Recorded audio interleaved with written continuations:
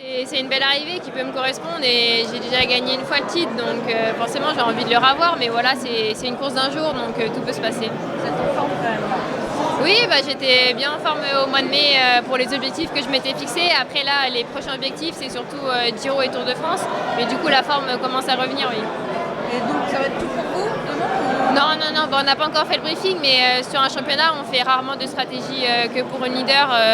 Je pense qu'il faut aussi que tout le monde ait sa chance. Sur les courses le reste de l'année, on met vraiment des leaders et des équipières. Et là, s'il y en a une qui a sa chance d'être devant, pour aller chercher le titre. Vous pouvez nous parler de cette côte qui fait peur à certaines?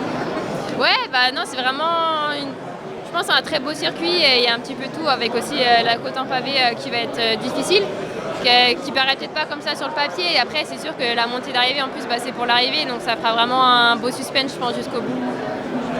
On sait que des fois ça peut être un avantage, il y a des nouveaux circuits qui a des fois un désavantage.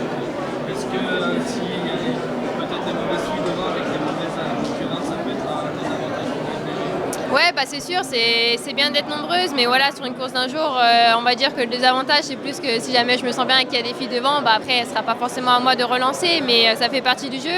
Et après, voilà, ça sera à nous de courir correctement au niveau stratégie et de voir qui sort avec qui et de gérer la course pour faire une belle course. Votre principal rival, c'est qui? Je pense qu'il ne faut pas citer une principale rivale. Déjà, comme je disais, c'est une course d'un jour, donc tout peut se passer. C'est sûr que là, c'est un circuit difficile, donc je pense qu'il n'y aura pas énormément de surprises. Ça se fera à la pédale et c'est ça qui est beau aussi. Et je pense que tout le monde sait un petit peu quels seront les meilleurs à surveiller demain.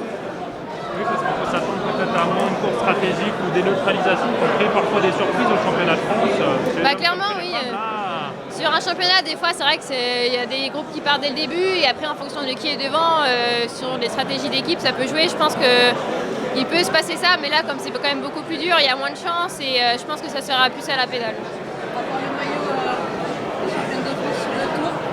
Ouais, c'est sûr que ça sera un objectif. Je l'ai perdu l'année dernière juste avant le tour. Après, c'est pas l'objectif de ma saison, mais c'est sûr que ça reste dans un coin de ma tête avec une belle arrivée comme ça. On a vu Cédric gagner hier et au-delà du championnat de France, on a l'impression qu'il y a toute une génération comme ça de jeunes filles qui commencent à se montrer de plus en plus et à avoir des résultats. Est-ce que tu es d'accord avec ça? Tu as l'impression qu'en France, il y a vraiment tout un tas de jeunes filles qui peuvent gagner un peu partout?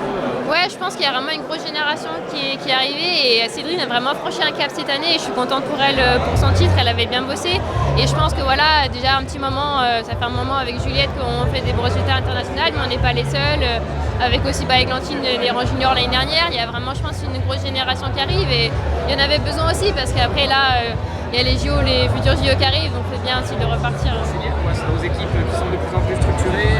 Ouais, je pense que de toute façon le cyclisme féminin évolue et tout évolue avec. Je pense que le niveau augmente, il y a de plus en plus d'équipes femmes en France comme aussi à l'étranger et tout se professionnalise, que ça soit vraiment sur tous les terrains, donc ça hausse le niveau aussi. Vous êtes médiatisé aussi à la télé? Quasiment toutes les courses passent à la télé? Ouais, maintenant c'est vraiment cool, c'est que toutes les courses World Tour ont une obligation de passer à la télé, donc même si on n'est pas sur la course, on peut regarder nos coéquipières ou nos adversaires pour juger un peu la forme, donc non, c'est vraiment sympa, ouais.